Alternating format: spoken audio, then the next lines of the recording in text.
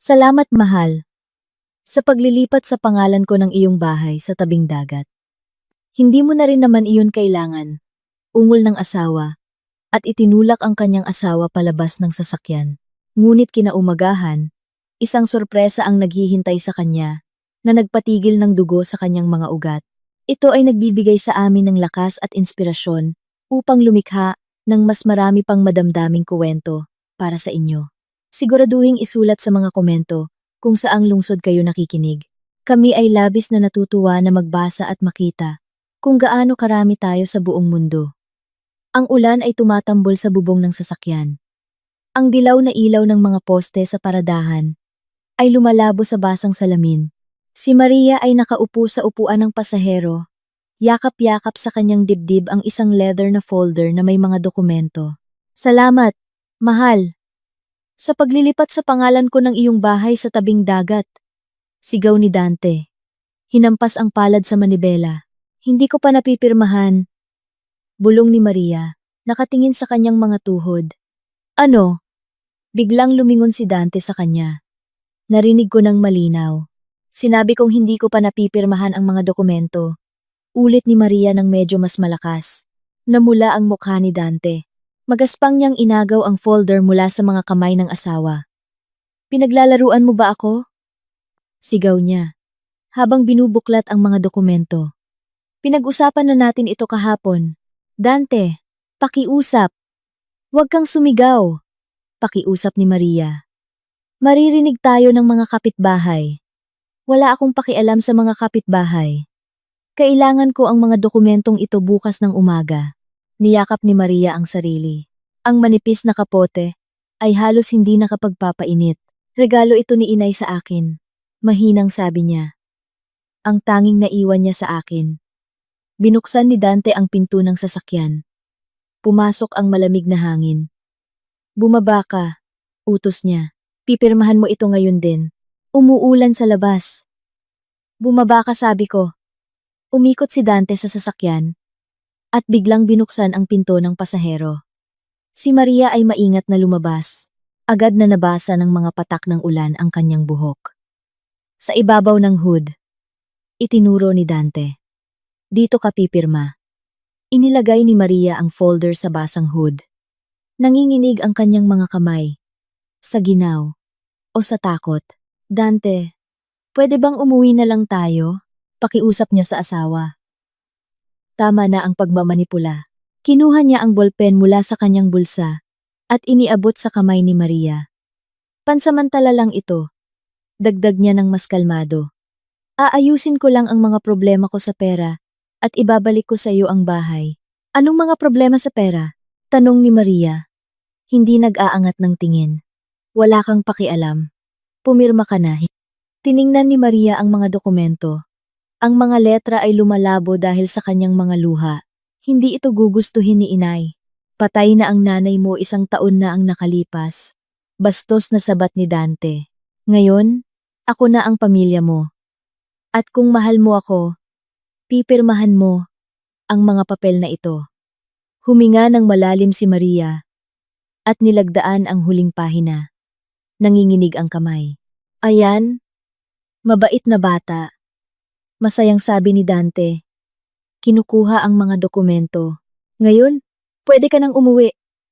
Hindi mo ako ihahatid? Nagtatakang tanong ni Maria. May mga lakad pa ako. Sabi niya habang pasakay na sa kotse.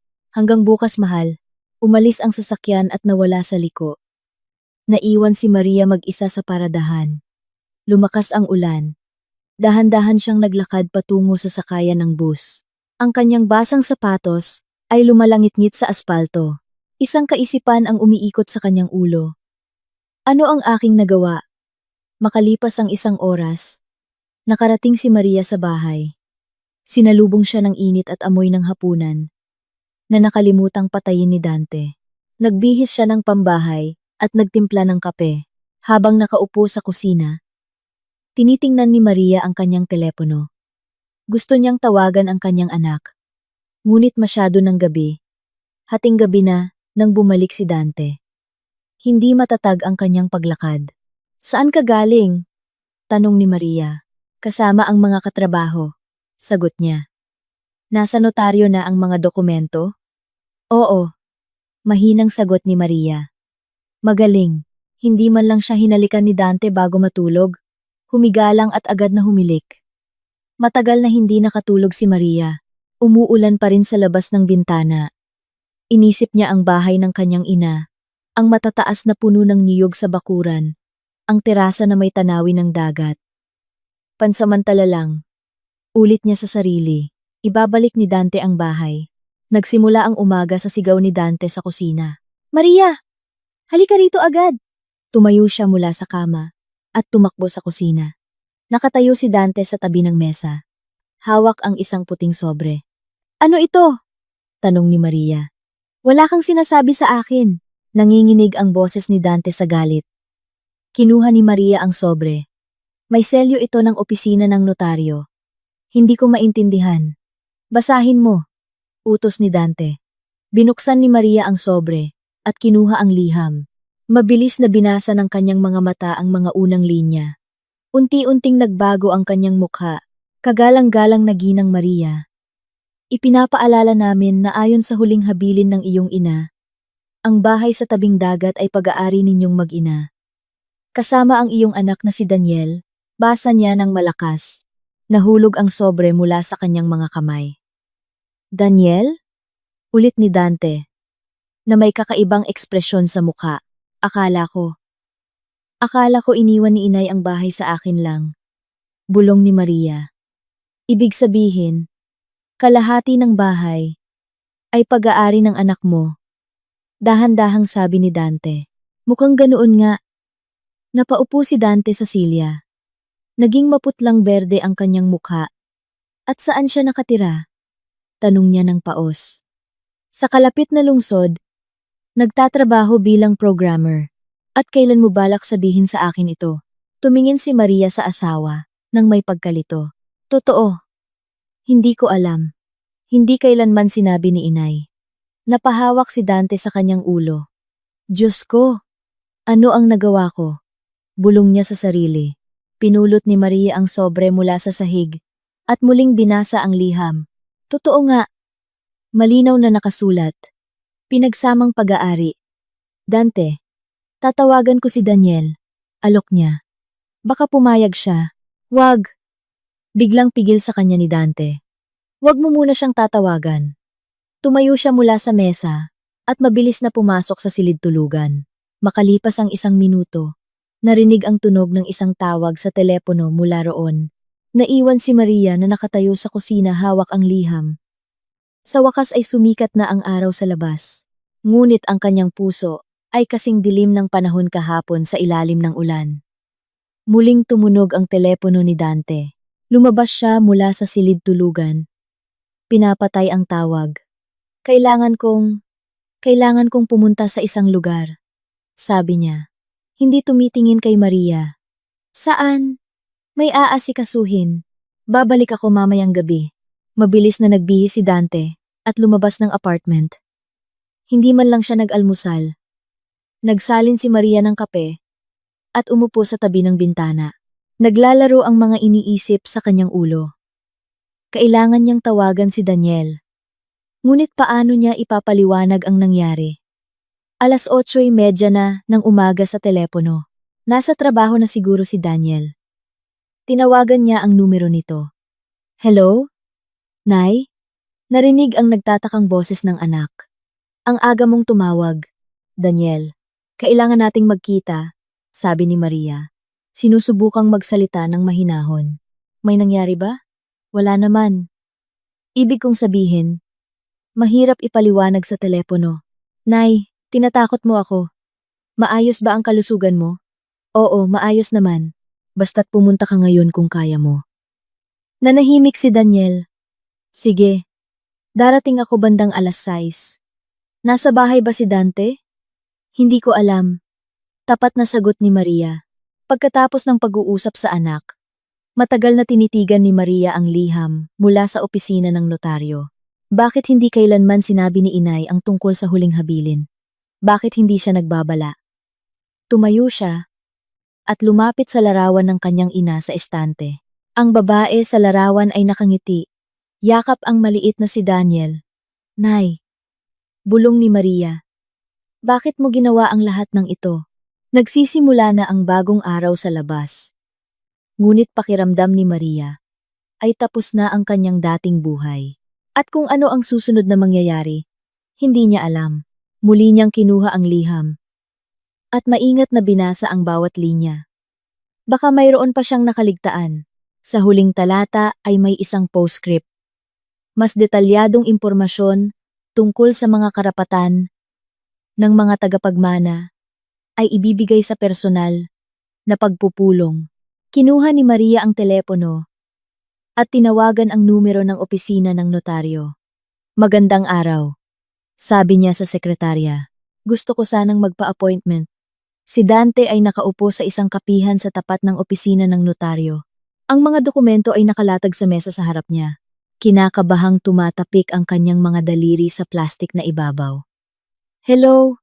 Oo, nakikinig ako, sagot niya sa isang tawag. Ginoong Dante, narinig ang isang magalang na boses ng babae. Ito po ang opisina ng notaryo. Nakapag-appointment po ba kayo? Oo, narito na ako. Pwede na bang umakyat kahit hindi pa oras? Sa kasamaang palad? Hindi po. Magiging libre lamang ang notaryo sa 2:00. Tumingin si Dante sa orasan. Mayroon pang 1 oras at kalahati. Sige, tuyot niyang sabi, at pinatay ang tawag. Sa kabilang dulo ng lungsod, binubuksan ni Maria ang pinto ng apartment ni Daniel. Nakatira ang anak sa 3 palapag ng isang lumang gusali. Amoy ng sariwang kape at may kung anong pambahay sa hangin. Hi! Nay! Niyakap siya ni Daniel at tinulungang hubarin ang kapote. Tsaa? Kape? Kape. Pakiusap. Nagpunta sila sa maliit na kusina. Tumingin-tingin si Maria. Malinis at maayos ang lahat. Ang ganda ng ayos dito. Puna niya. Salamat. So, anong nangyari? Mukha kang balisa. Kinuha ni Maria mula sa bag ang sobre mula sa opisina ng notaryo. Basahin mo ito. Kinuha ni Daniel ang liham at maingat na pinag-aralan ito. Kumunot ang kanyang noo. Hindi ko maintindihan, sabi niya. Iniwan ni Lola ang bahay sa ating dalawa? Oo. At hindi ko rin alam. Pero maganda iyon. Mayroon tayong pinagsamang ari-arian. Tumingin sa malayo si Maria. Daniel, may sasabihin ako sa iyo. Nag-alala ang anak. Napirmahan ko na ang mga dokumento para ilipat ang bahay kay Dante, biglang sabi ni Maria. Natigilan sa ere ang tasa ng kape ni Daniel. Ano ang ginawa mo? Mahinang tanong niya. Sabi niya pansamantala lang na kailangan niya ng pera para ayusin ang mga problema sa pananalapi. Ibinaba ni Daniel ang tasa sa mesa. Nay, hindi mo pwedeng ilipat ang bahay ng walang pahintulot ko. Ako ang pangalawang tagapagmana. Hindi ko alam. Nagsimulang manginig ang baba ni Maria. Akala ko sa akin lang ang bahay. Pero kahit na, para saan kay Dante ang bahay? Pwede niya itong ibenta. Tinakpan ni Maria ang kanyang mukha. Hindi ko naisip. Masyado siyang mapilit. Sinisigawan niya ako. Tumayo si Daniel at lumapit sa ina. Nay, sabihin mo sa akin ang lahat. Mula sa simula, tinaas ni Maria ang kanyang mga mata sa anak. May mga luha rito. Nitong mga huling buwan, nagbago na siya. Naging masama, magaspang, umuuwi ng gabi, amoy alak. Sinasaktan ka ba niya? Diretsyong tanong ni Daniel. Hindi, mabilis na sagot ni Maria. Sumisigaw lang. At to, nagmamanipula. Umupo si Daniel sa tabi niya at inakbayan ng ina. Bakit hindi mo sinabi sa akin noon pa? Akala ko maaayos din. Nakaya ko. Nay, kailangan nating pumunta sa opisina ng notaryo. Ngayon din, samantala, paakyat si Dante sa hagdanan, patungo sa opisina ng notaryo. Pinapasok siya ng sekretarya sa opisina. Ano ang maipaglilingkod ko sa inyo? Tanong ng notaryo. Isang matandang babae na nakasuot ng formal na damit. Natanggap ko ang liham na ito. Iniabot ni Dante ang sobre. Gusto kong linawin ang tungkol sa mana. Isinuot ng notaryo ang kanyang salamin at pinag-aralan ang mga dokumento. Oo, ang bahay ay tunay na pinagsamang pag-aari. Hindi ito maaaring ibenta o ilipat nang walang pahintulot ng parehong tagapagmana. Pero napirmahan na ng asawa ko ang lahat ng dokumento. Ang mga dokumento para sa kalahati ng bahay. Hindi magiging posible ang transaksyon nang walang pahintulot ng anak. Namutla ang mukha ni Dante. Paano kung kumonsulta ako sa isang abogado? Nasa panig ng mga tagapagmana ang batas. Paumanhin. Tumayo si Dante. At mabilis na lumabas ng opisina. Sa pasilyo, kinuha niya ang kanyang telepono at nagdial. Maria, nasaan ka? Matigas niyang tanong. Nasa bahay ako. Nagsinungaling si Maria. Umuwi ka kaagad. Kailangan nating mag-usap. Tungkol saan? Tungkol sa anak mo. At sa bahay. Hindi mo sinabi sa akin ang lahat. Tumingin si Maria kay Daniel. Umiling ito. Hindi ako uuwi, Dante. Ano? Umungol siya sa telepono. Sinabi kong hindi ako uuwi. Kailangan ko ng panahon para mag-isip. Kung hindi ka mag-iisip sa loob ng 1 oras, ako, anong gagawin mo? Sabat ni Daniel. Kinuha ang telepono. Sino to? Si Daniel. Oo, ako nga. Kumusta? Dante, anong ginagawa mo kasama ng asawa ko? Pinoprotektahan ko ang nanay ko. Baka gusto mong magkita tayo at pag-usapan ang sitwasyon?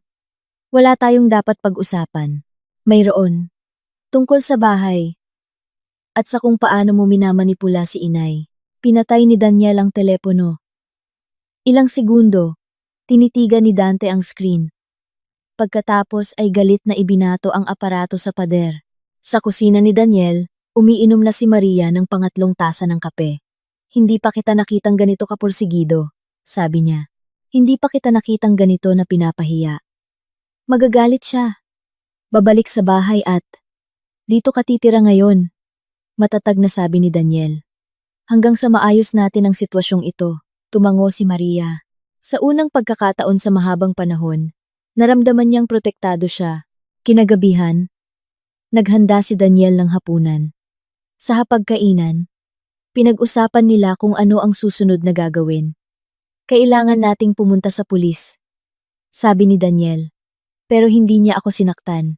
Ang emosyonal na pang-aabuso ay pang-aabuso pa rin, Nay. Natahimik si Maria. Pinaglalaruan ang pagkain sa kanyang plato. Natatakot ako sa galit niya. Pag-amin niya. Nandito lang ako. Kaya natin ito nang magkasama. Tumunog ang telepono ni Daniel. Isang hindi kilalang numero ang lumitaw sa screen. Hello? Si Sergio ito. Pagpapakilala ng isang boses ng lalaki. Ako ay isang kolektor.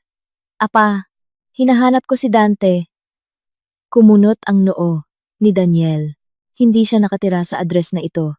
Alam ko. Pero baka nandoon ang asawa niya. Sabihin mo sa kanya na may utang si Dante sa aming organisasyon na 500,000 piso. Ano? At kahapon pa ang huling araw ng pagbabayad. Kung hindi siya magpapakita bukas, sisimulan naming ayusin ang problema sa ibang paraan. Teka, sabi ni Daniel.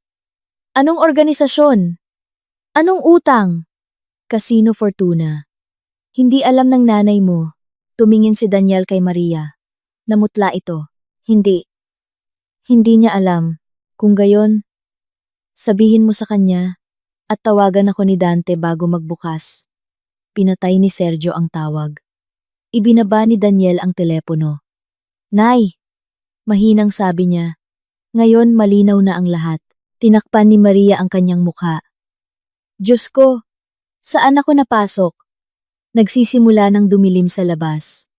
Lumapit si Daniel sa bintana at isinara ang mga kurtina. Pupunta siya rito, sabi niya. Ngayon alam na niya kung nasaan ka. Sa sandaling iyon, may kumatok sa pinto. Mahina, ngunit mapilit. Natigilan sina Daniel at Maria at nagkatinginan. May inaasahan ka bang bisita? Bulong ni Maria.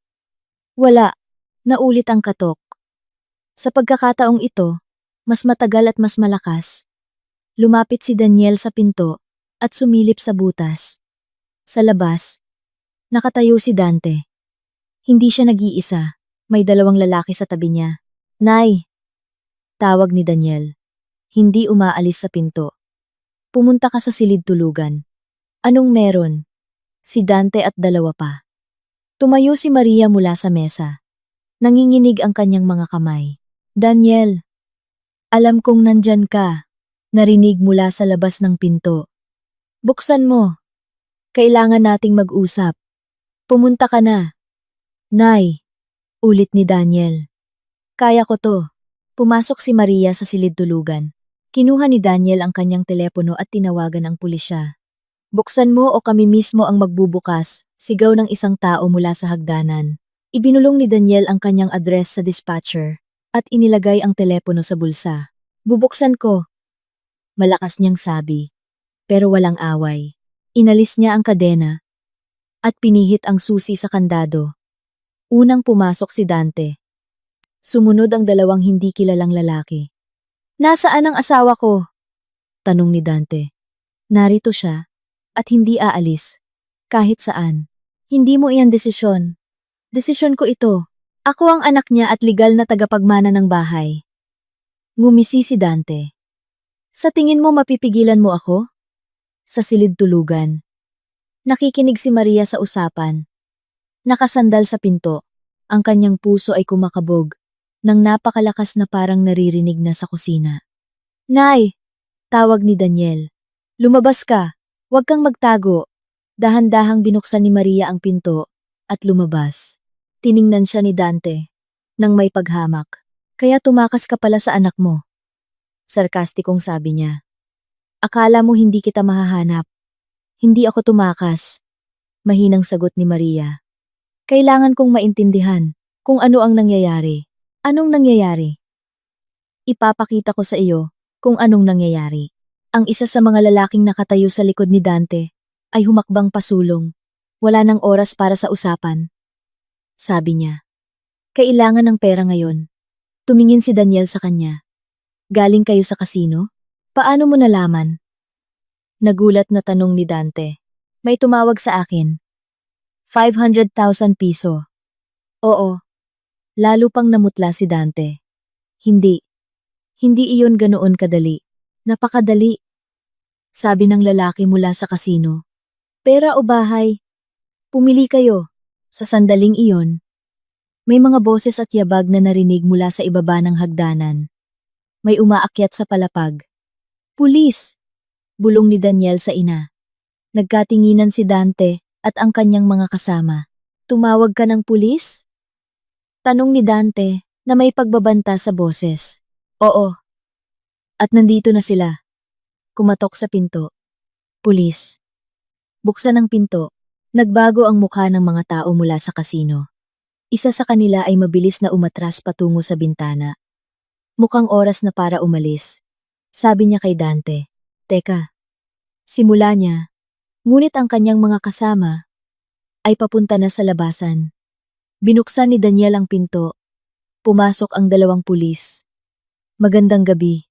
Sabi ng mas nakatatanda, nakatanggap kami ng tawag tungkol sa paglabag sa kaayusan ng publiko. Nakatayo si Dante sa gitna ng kusina, parang isang hayop na nasukol.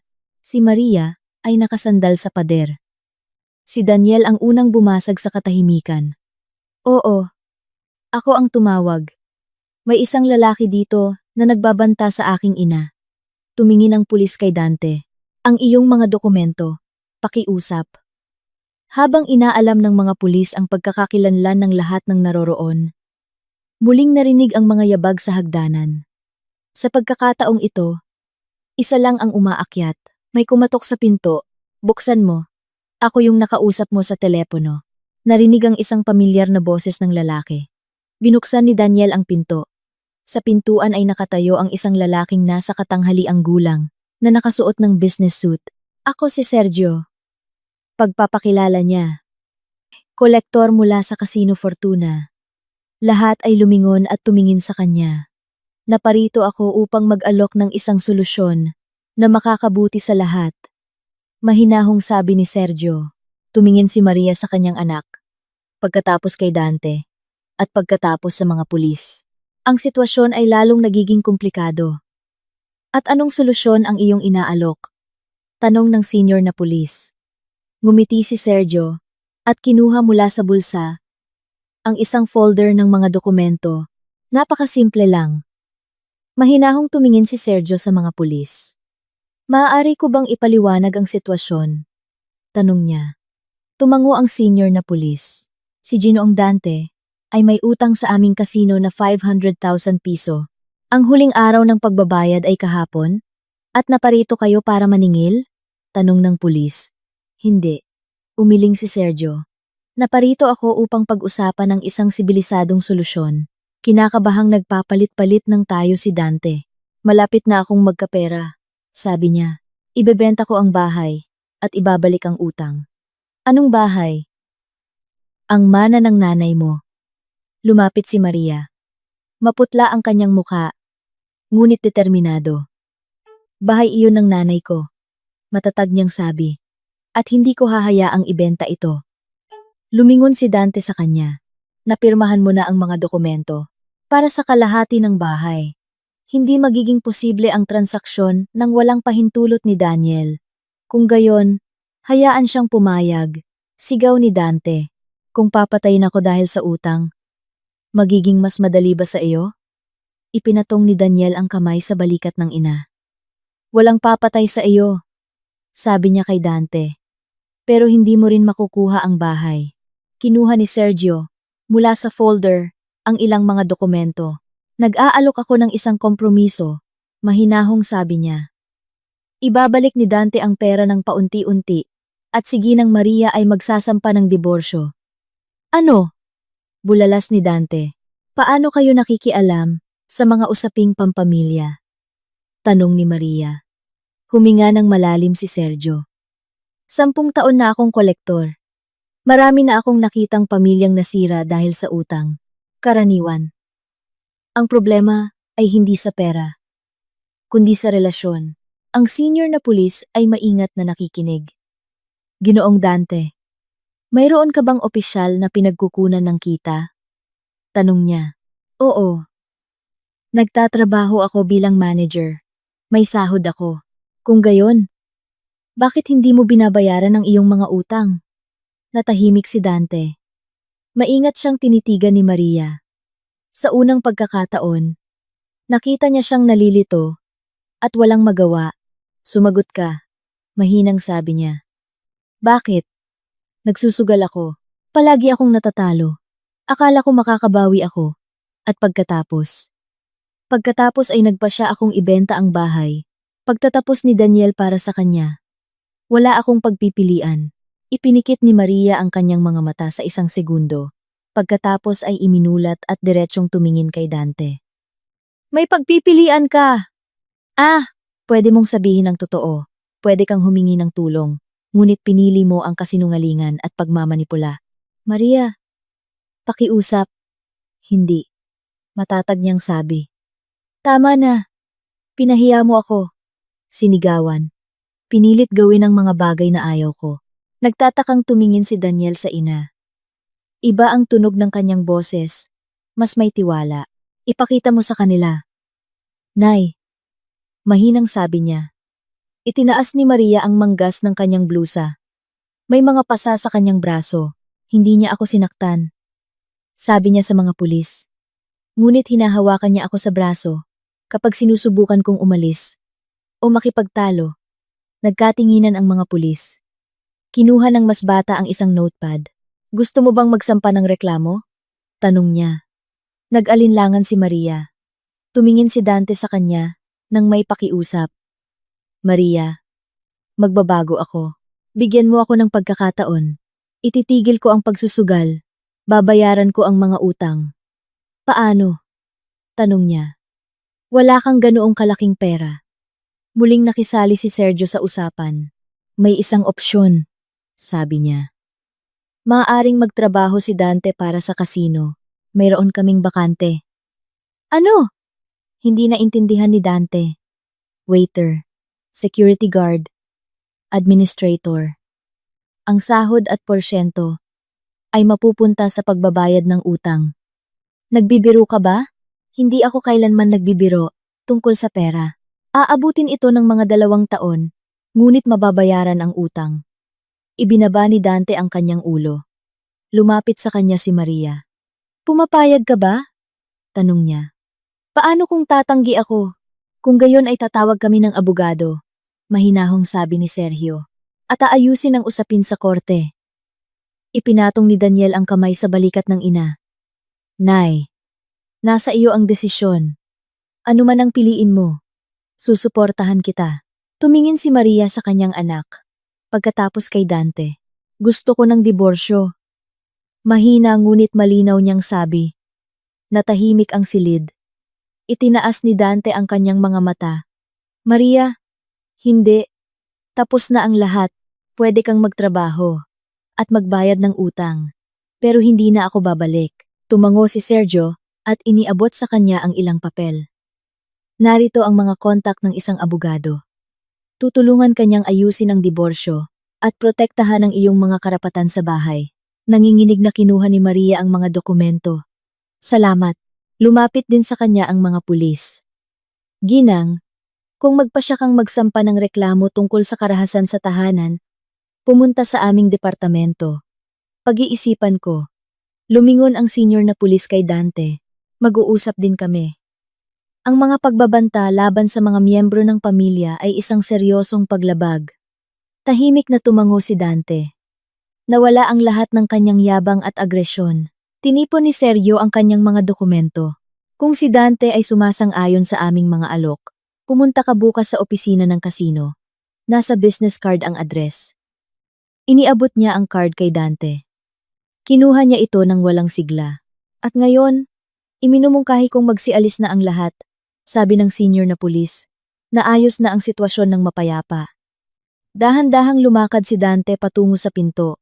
Sa pintuan, huminto siya at lumingon. Maria, nagsisisi talaga ako. Alam ko.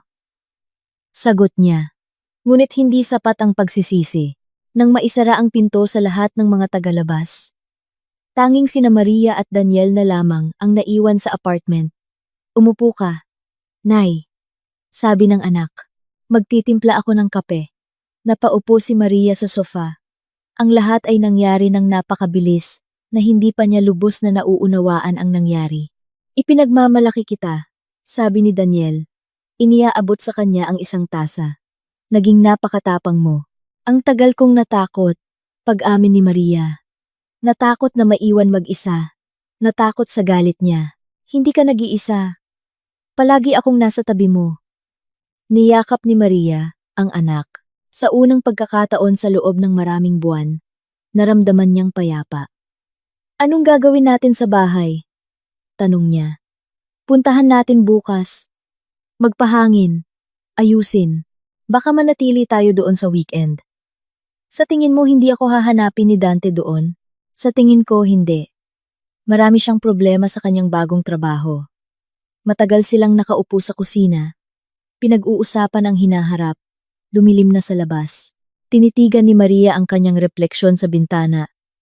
At hindi nakilala ang sarili. Pakiramdam ko iba na ako, sabi niya. Anong klaseng iba? Malaya. Parang may nabunot na tinik sa aking dibdib. Ngumiti si Daniel. Simula pa lang iyan, Nay. May bagong buhay sa hinaharap. Biglang nag-vibrate ang telepono sa mesa. Tiningnan ni Maria ang screen. Isang mensahe mula kay Dante. Nakipag-usap na sa kasino. Magsisimula akong magtrabaho sa Lunes. Salamat sa lahat. Ipinakita niya ang screen kay Daniel. Sasagutin mo ba? Nag-isip si Maria. Pagkatapos ay nag-type. Good luck. Maikli at direkta. Pagsang-ayon ng anak, bumalik sila sa pag-inom ng kape. Ngunit hindi nagtagal ang katahimikan. Muling tumunog ang telepono. Sa pagkakataong ito, isang hindi kilalang numero ang tumatawag. Huwag mong sagutin. Payo ni Daniel. Paano kung importante? Tinanggap ni Maria ang tawag. Hello? Magandang gabi. Narinig ang isang boses ng babae. Si Elena ito. Ako ang notaryo na nag-asikaso sa huling habilin ng iyong ina. Opo. Nakikinig po ako. Gusto kong ipaalam ang isang mahalagang impormasyon tungkol sa mana. Kailan kayo makakapunta sa opisina? Tumingin si Maria kay Daniel. Bukas ng umaga. Magaling. Hihintayin ko kayo ng 10:00. At isama ninyo ang inyong anak pakiusap. May problema po ba? Wala. May mga karagdagang dokumento lang na dapat ninyong malaman. Natapos ang usapan. Ibinaba ni Maria ang telepono. Ano na naman? Pagod na tanong niya. Baka naman magandang balita. Suhestiyon ni Daniel. Pagkatapos ng nangyari ngayon, hindi na ako naniniwala sa magandang balita. Nag-usap pa sila ng kaunti. Pagkatapos ay natulog si Maria sa kwarto ng anak. Inihiga siya ni Daniel sa sofa at kinumutan. Matulog ka ng mahimbing. Nay, nasa kusina lang ako kung may kailangan ka. Ipinikit ni Maria ang kanyang mga mata. Mabilis pa rin ang tibok ng kanyang puso. Ngunit wala ng takot, pagod lamang at isang kakaibang ginhawa. Sa labas ng bintana, malakas ang hangin. Ang mga sanga ng puno ay tumatama sa salamin, ngunit mainit at ligtas sa loob ng apartment. Bago matulog, naisip ni Maria kung paano nagbago ang kanyang buhay sa isang araw lang. Noong umaga, siya ay isang takot na asawa, at sa gabi, isang malayang babae. At may nagsasabi sa kanya na bukas ay may isa pang pagbabago sa kwentong ito. Ano ang itinatago ng notaryo? Anong mga sikreto pa ang itinatago ng mana ng kanyang ina? Ang mga tanong na ito ay hindi nagpatulog sa kanya. Gumulong-gulong si Maria sa sofa, sinusubukang humanap ng komportableng posisyon. Sa wakas, dumating din ang antok. Napanaginipan niya ang bahay ng kanyang ina, ang maaraw na terasa na may tanawin ng dagat, at si inay na nakangiti at may sinasabi, ngunit hindi maintindihan ang mga salita. Bukas, magiging malinaw ang lahat, naisip ni Maria sa kanyang panaginip. Kabanata 4. Pagpili ng daan. Nagsimula ang umaga sa amoy ng sariwang kape. Nasa kusina na si Daniel nang magising si Maria. Magandang umaga. Nay, kumusta ang tulog mo? Mas maayos kaysa inaasahan.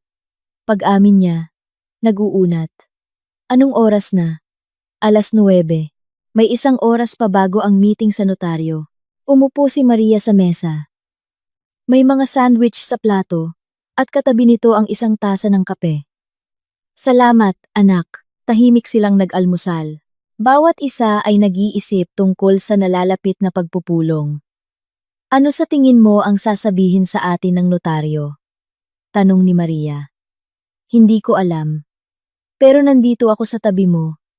Ano man iyon. 9:30. Lumabas sila ng gusali. Maaraw ang araw, ngunit malamig. Sa opisina ng notaryo, sinalubong sila ng sekretarya. Hinihintay na kayo ni Attorney Elena sa kanyang opisina. Bumangon ang notaryo upang salubungin sila. Siya ay isang eleganteng babae na nasa mga 50 anyos. Maupo kayo. Pakiusap. Alok niya. Pinapunta ko kayo dahil may mahalagang impormasyon. Umupo sina Maria at Daniel sa tapat ng mesa. Hindi lang bahay ang iniwan ng inyong ina, simula ni Attorney Elena. Mayroon pang mga dokumento na personal kong dapat ibigay sa inyo. Kinuha niya mula sa safe ang isang makapal na folder. Ano ito? Tanong ni Daniel. Mga personal na liham mula sa inyong lola para sa bawat isa sa inyo. Inabot ng notaryo ang 2 sobre. Sa isa ay nakasulat na, para kay Maria, at sa isa naman ay para kay Daniel. Nagsulat ng mga liham si inay? Nagtatakang tanong ni Maria. Oo, hiniling niya na ibigay ko ito pagkatapos ng kanyang kamatayan, ngunit hindi kaagad. Kundi, kapag kinakailangan na. Anong pangangailangan? Hindi na intindihan ni Daniel. Kapag kailangan ninyong gumawa ng isang mahalagang desisyon tungkol sa bahay, nanginginig na kinuha ni Maria ang kanyang sobre. Pwede bang basahin ngayon? Siyempre. Binuksan nila ang mga sobre at nagsimulang magbasa. Natahimik ang opisina. Binasa ni Maria ang bawat linya. Nagsimulang mamuo ang mga luha sa kanyang mga mata. Mahal kong Maria, kung binabasa mo ang liham na ito, ibig sabihin, ay dumating na ang oras para pumili. Ang bahay sa tabing dagat ay hindi lamang isang ari-arian. Ito ay isang lugar ng lakas para sa ating pamilya. Alam kong hindi madali ang iyong buhay. Marahil ay nararamdaman mong mahina ka. Nakadepende sa iba, ngunit mas malakas ka kaysa sa iyong iniisip. Tutulungan ka ng bahay na mahanap muli ang iyong sarili. Gamitin mo itong kanlungan, isang lugar para sa mga bagong simula. At tandaan, palagi akong naniniwala sa iyo. Ang iyong ina. Natapos na rin ni Daniel. Basahin ang kanyang liham. Mas maikli ito. Daniel, aking apo, lalaki ka na. Habang isinusulat ko ito, ipinagmamalaki kita. Alam kong poprotektahan mo ang iyong ina. Kapag nahihirapan siya. Ang bahay ay isang responsibilidad. Ngunit naniniwala akong kakayanin ninyo ito ng magkasama. Alagaan mo ang iyong ina. At ang bahay. Ito ay magiging lugar kung saan makakahanap ng kapayapaan ang inyong pamilya. Ang iyong lola. Tahimik na umiiyak si Maria. Niyakap siya ni Daniel. Alam niya. Bulong ni Maria. Sa kung paanong paraan, alam niya ang tungkol kay Dante. Palaging alam ng mga ina. Malumanay na sabi ni Attorney Elena, may isa pang dokumento. Kinuha niya ang isa pang papel.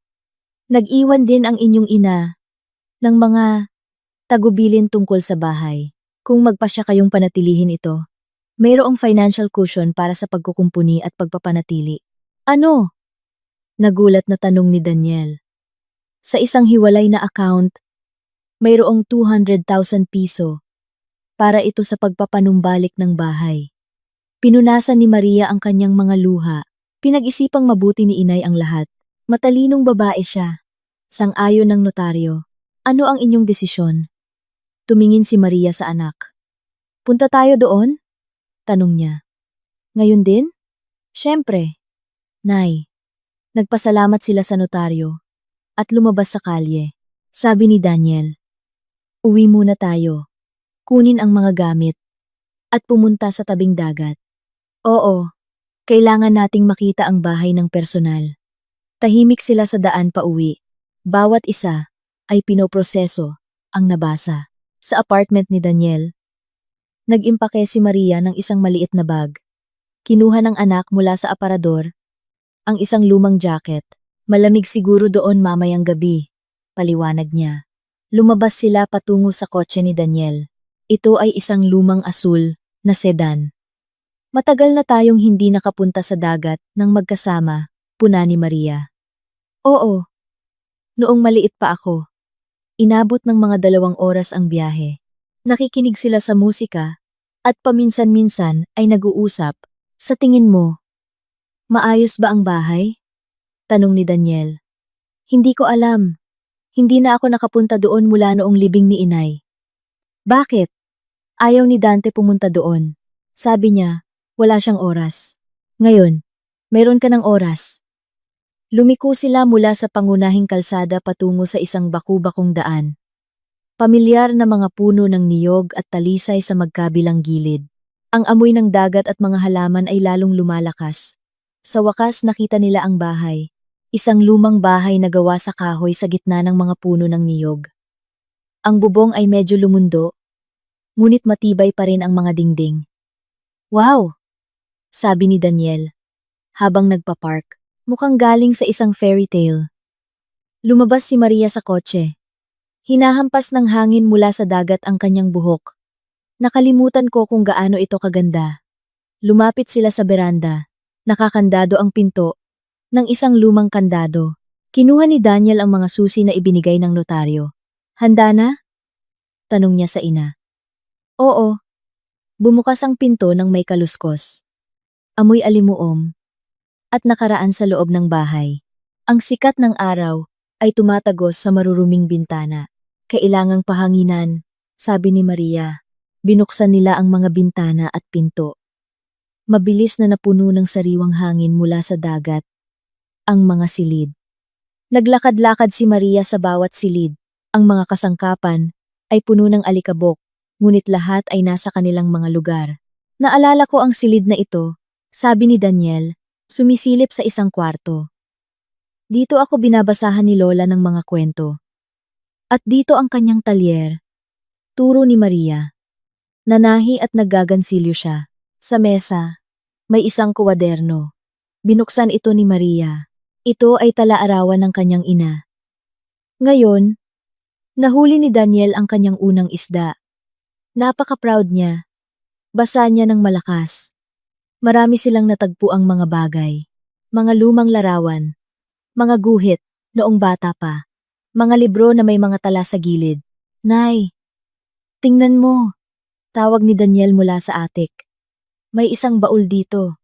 Umakyat si Maria sa umuugong na hagdanan. Totoo nga, sa isang sulok ay may isang lumang baul na kahoy. Tulungan mo ako. Pakiusap niya sa anak. Binuksan nila ang takip.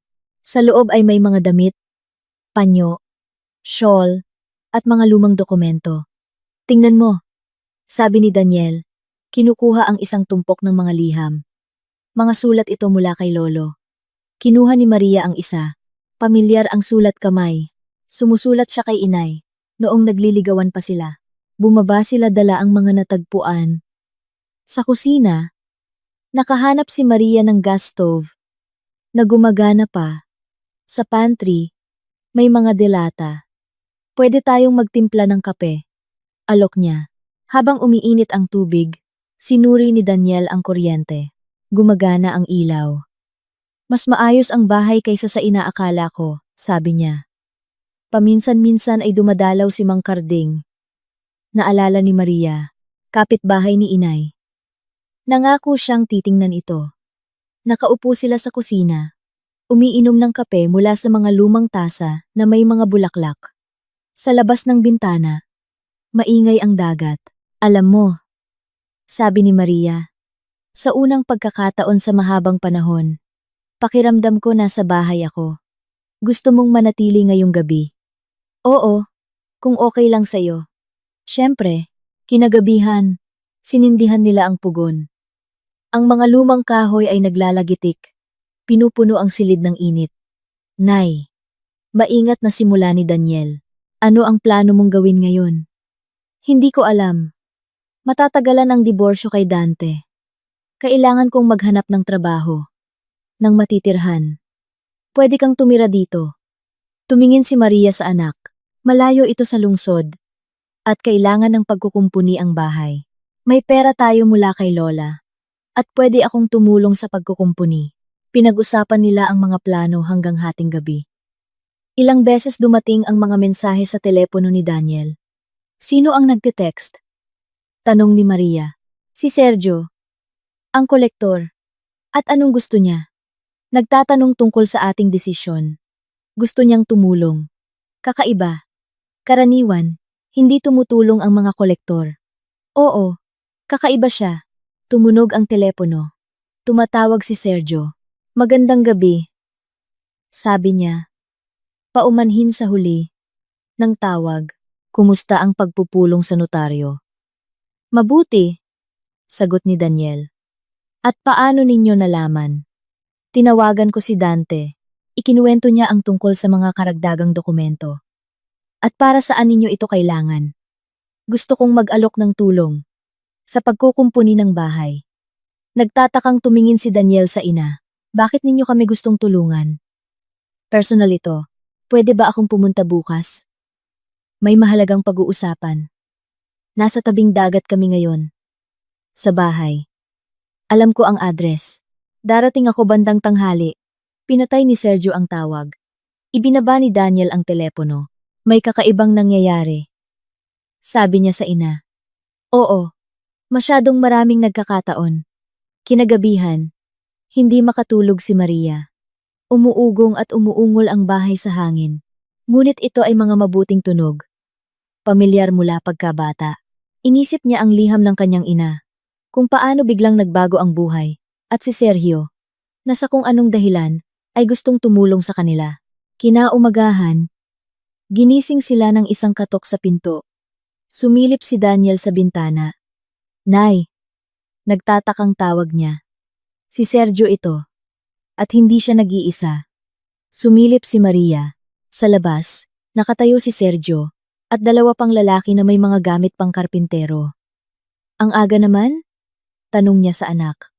11:00 na. Mabilis silang nagbihis at lumabas sa beranda. Magandang umaga. Bati ni Sergio. Nagdala ako ng mga katulong. Sa inyong pahintulot, sisimulan naming suriin ang bahay. Sergio, mahigpit na sabi ni Daniel. Magpaliwanag ka. Bakit mo kami tinutulungan? Hinubad ni Sergio ang kanyang jacket at isinabit sa isang kawit sa tabi ng pinto. Pamilyar sa akin ang bahay na ito mula pagkabata. Sabi niya, lumaki ako sa kalapit na baryo. Ang inyong ina, si Elena, ay kaibigan ng aking tiyahin. Gulat na tumingin si Maria sa kanya. Kilala ninyo ang nanay ko? Oo. At alam ko kung gaano kahalaga sa kanya ang bahay na ito. Nang malaman ko ang sitwasyon kay Dante, nagpa siya akong tumulong. Pero isa kang kolektor. Sabi ni Daniel. Marami akong ginagawa. Minsan, pinahihintulutan ng aking trabaho na tumulong sa mga tao. Kinuha ni Sergio mula sa bulsa ang isang lumang larawan.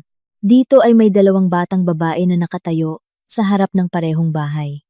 Ito ang aking tiyahin at ang inyong ina. Paliwanag niya. Matagal na silang magkaibigan. Kinuha ni Maria ang larawan. Naaninag sa kanyang mukha. Ang pagkakilala. Naalala ko ang iyong tiyahin. Madalas siyang dumalaw sa amin. Oo. At nang mamatay siya 2 taon na ang nakalipas. Nangako akong aalagaan ko na manatili ang bahay na ito sa inyong pamilya. Nagkatinginan sina Daniel at Maria. Ibig sabihin, sinadya ninyo. Sinadyang inimbestigahan ang sitwasyon kay Dante? Oo, at inalok siya ng trabaho para mabayaran niya ang mga utang nang hindi ibinebenta ang bahay. Sa sandaling iyon, tumunog ang telepono ni Sergio. Sumagot siya at nagbago ang kanyang mukha. Oo, naintindihan ko. Mag-ingat kayo. Pinatay niya ang tawag at seryosong tumingin kina Daniel at Maria. May problema tayo. Nawala si Dante sa trabaho at may impormasyon na papunta siya rito. Ano? Bulalas ni Maria. Hindi siya nag-iisa at mukhang lasing na lasing. Lumingon si Sergio sa kanyang mga katulong. Tumawag agad sa pulis at maghanda sa gulo. Narinig sa labas ang tunog ng papalapit na sasakyan.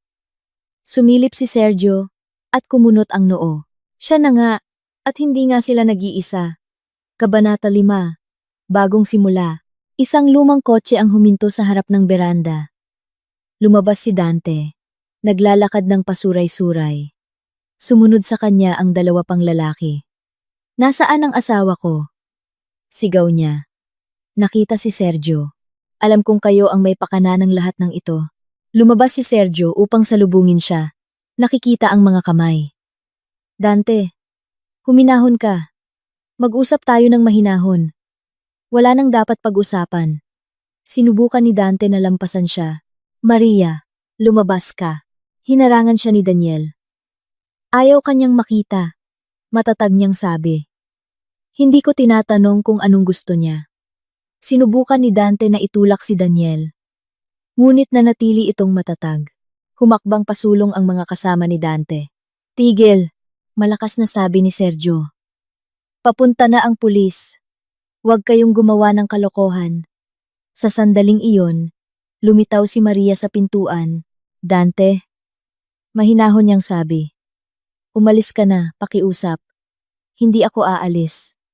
Umiling siya. Asawa kita. Dating asawa. Nagsampa na ako ng diborsyo. Nagbago ang mukha ni Dante. Hindi mo pwedeng gawin iyan. Pag-uusapan natin ito sa bahay. Wala na tayong bahay. Sabi ni Maria. At hindi na ako babalik. Sinubukan ni Dante na lumapit, ngunit pumagitna sina Daniel at Sergio sa kanila. Makinig ka. Sabi ni Sergio. May pagkakataon kang magsimula muli. Trabaho. Pagkakataong bayaran ang mga utang. Huwag mong sirain ang lahat. Huwag ninyo akong turuan kung paano mamuhay. Unggol ni Dante. Gumawa siya ng biglaang kilos patungo sa bahay. Hinawakan siya ni Daniel sa balikat. Nagsimula ang gulo. Tama na, sigaw ni Maria. Dante, tumigil ka. Sa sandaling iyon, narinig ang mga sirena. Dalawang sasakyan ng pulis ang huminto sa bahay. Mabilis na inawat ng mga pulis ang mga nag-aaway. Lumapit ang senior na opisyal sa grupo. Anong nangyayari dito? Ang dati kong asawa ay nanggugulo, mahinahong sabi ni Maria. Pinapaalis ko na siya. Sinubukang magsalita ni Dante, ngunit pinigilan siya ng opisyal. May mga dokumento ba kayo? Makalipas ang ilang minuto, naging malinaw ang sitwasyon. Isinakay si Dante at ang kanyang mga kasama sa sasakyan ng pulis. Maria! Sigaw niya bago umalis. Babalik ako. Hindi. Matatag na sagot niya. Hindi ka na babalik. Malaya na ako sa wakas. Umalis ang mga sasakyan. Tanging sina Maria, Daniel, at Sergio. Kasama ang mga katulong ang naiwan sa bahay. Maayos lang ba kayo? Tanong ni Sergio. Oo. Tumango si Maria. Salamat sa tulong. Anong mangyayari kay Dante? Tanong ni Daniel. Mananatili siya sa kulungan hanggang sa paglilitis. Pagkatapos, marahil ay isang probasyon at sa pilitang paggamot para sa alkoholismo. Umupo si Maria sa hagdan ng beranda. Umupo si Daniel sa tabi niya. Alam mo, sabi niya, hindi ako nakakaramdam ng galit, awa lang. Kanino? Nagtatakang tanong ng anak. Sa kanya, masyado siyang naligaw sa kanyang mga problema. Lumapit sa kanila si Sergio. Maria, mayroon akong isang alok. Hayaan mo akong at ang aking mga tauhan na ayusin ang bahay. Libre. Bakit? Tanong niya. Nangako ako sa nanay mo. O sa halip, sa aking tiyahin. Bago siya mamatay, maingat siyang tinitigan ni Maria. Sergio, marami ka nang nagawa para sa amin. Ngunit ayaw kong magkaroon ng utang na loob. Hindi ito utang na loob. Ito ay usaping pampamilya. Matagal nang magkaibigan ang ating mga pamilya. Hayaan ninyong tapusin namin ang sinimulan ng ating mga magulang. Hinawakan ni Daniel ang kamay ng ina. Sa tingin ko, dapat tayong pumayag. At tutulong din ako. Nag-isip si Maria. Sa likod niya, maingay ang dagat, ihip ng hangin sa mga puno ng niyog. Tumingin siya sa bahay. Sa anak, kay Sergio. Sige, sabi niya sa wakas, ngunit sa isang kondisyon. Maging kaibigan ka namin, hindi lamang katulong. Ngumiti si Sergio. Ikinagagalak ko, ang mga sumunod na linggo ay mabilis na lumipas. Ang bahay ay nagbago. Bagong bubong. Inayos na mga dingding. Sariwang pintura. Nakahanap si Maria ng trabaho sa lokal na paaralan. Si Daniel ay lumipat sa remote work at lumipat sa kalapit na lungsod upang maging malapit sa ina. Naging madalas na bisita si Sergio. Ikinuwento niya ang tungkol sa pagkakaibigan ng kanyang tiyahin at ng ina ni Maria, kung paano nila pinangarap na maging magkaibigan din ang kanilang mga anak. Mukhang natupad ang kanilang pangarap. Sabi niya, isang gabi habang naghahapunan. Oo, sang-ayon ni Maria. Ngunit medyo naiiba sa kanilang inaakala. Lumipas ang 6 na buwan. Ang bahay ay naging isang maaliwalas na tahanan. Nagtuturo si Maria sa paaralan at tinutulungan ang mga lokal na bata sa kanilang mga takdang aralin. Madalas dumalaw si Daniel tuwing weekend. Sama-sama silang nagluluto, naglalakad sa tabing dagat, nag-uusap tungkol sa buhay. Nay, sabi niya isang araw, ipinagmamalaki kita. Ibang-iba ka na. Anong klaseng iba? Malakas, may tiwala sa sarili, masaya. Niyakap ni Maria ang anak.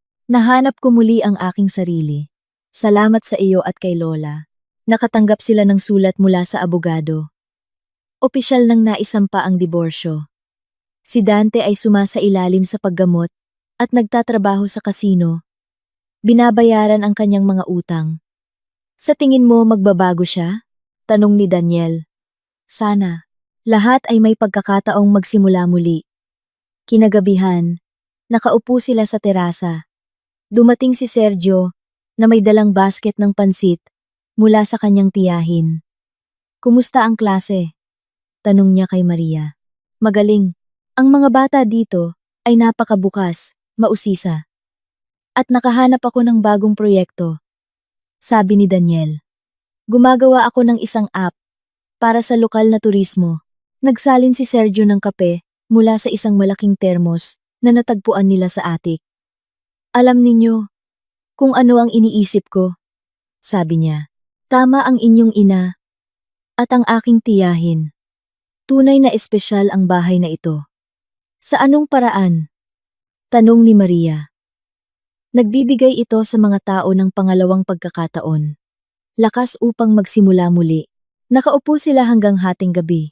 Nakikinig sa alon ng dagat at sa lagitik ng kahoy sa pugon. Tinitigan ni Maria ang kanyang anak at si Sergio. At napagtanto na nakahanap siya ng bagong pamilya. Hindi ang pinlano niya, ngunit ang kailangan niya. Kinagabihan, napanaginipan niya ang kanyang ina. Nakatayo ito sa terasa at nakangiti. Naging ayon sa gusto ko ang lahat, sabi niya sa panaginip. Anong nangyari? Tanong ni Maria. Nahanap mo ang daan pa uwi at nagkaroon ka ng pamilya. Nagising si Maria na may kapayapaan sa kanyang puso. Sa labas ng bintana, maingay ang dagat. Sa kusina, may kumakalampag na mga gamit. Si Daniel iyon. Naghahanda ng almusal. Tumayo siya at lumapit sa bintana. Sumisikat na ang araw sa ibabaw ng dagat. Pinipinturahan ang langit ng kulay rosas at ginto. Hindi naging mas madali ang buhay, ngunit naging makabuluhan, puno ng pagmamahal at pag-unawa. Bumaba si Maria sa kusina. Nagpiprito si Daniel ng itlog. Nagbabasa ng diaryo si Sergio. Magandang umaga, sabi niya. Maganda, Nay. Kape? Oo, salamat. Nag-almusal silang tatlo. Pinaplano ang pagkukumpuni ng beranda. Pinag-uusapan ang bakasyon sa tag-araw. Gumagawa ng mga plano para sa hinaharap. Isang ordinaryong umaga sa isang bagong buhay. Simple at maganda. Pagkatapos ng almusal, lumabas si Maria sa terasa. Lumapit sa mailbox. Sa gitna ng mga bayarin at advertisement, nakakita siya ng isang sobre na walang return address. Sa loob ay may isang maikling sulat. Salamat sa pagkakataon. Nagbabago na ako. Dante.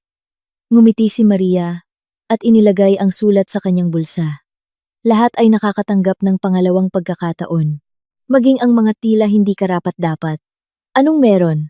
Tanong ni Daniel. Lumitaw sa tabi niya. Isang kumpirmasyon lang na nasa tamang landas ang buhay. Nanatili silang tahimik. Nakatingin sa dagat. Nasa harap nila ang isang bagong araw. Mga bagong pagkakataon. Mga bagong kwento. Ang bahay sa tabing dagat ay naging saksi sa maraming pagbabago. Ngunit ang pinakamahalaga na ibinigay nito sa mga naninirahan ay ang pag-unawa na ang tahanan ay kung saan ka minamahal at tinatanggap kung sino ka man.